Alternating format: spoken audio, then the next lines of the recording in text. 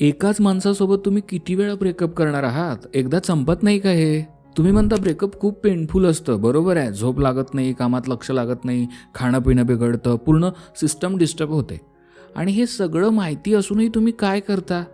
बाहेर पडता आणि पुन्हा परत जाता, पुन्हा बाहेर पडता, पुन्हा जाता. हे काय चाललंय? तुम्हाला माहिती आहे की हे नातं वर्कआउट होणार नाही आहे, त्याला काही फ्युचर नाही आहे, तरीही तुम्ही त्या सेम पेनला पुन्हा इन्व्हाइटच करताय ना. का करता? कारण तुम्ही ब्रेकअपचं दुःख एकदाच सहन करायला तयार नाही आहात. म्हणून तुम्ही तेच दुःख तुकड्या तुकड्यांमध्ये जगत आहात. हे समजून घ्या की क्लोजर रिपीटेड अटेम्प्ट्सने मिळत नाही. क्लोजर मिळतं एका क्लिअर डिसिजननी. तुम्ही जितक्या वेळा परत जाता तितक्या वेळा हिलिंग रिसेट होतं.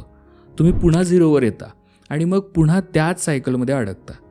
मग अशावेळी काय करायचं? एकदा ठरवा हे संपलं आणि त्या डिसिजनचा रिस्पेक्ट करा.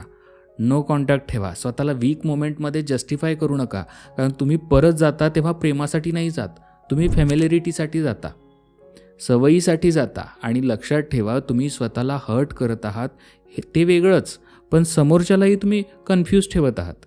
त्यालाही पुढे जायचं आहे. एकदा मनावर दगड ठेवा आणि एकदाच बाहेर पडा. कारण रिपीटेड ब्रेकअपपेक्षा एक फायनल गुड बाय कमी पेनफुल असतो.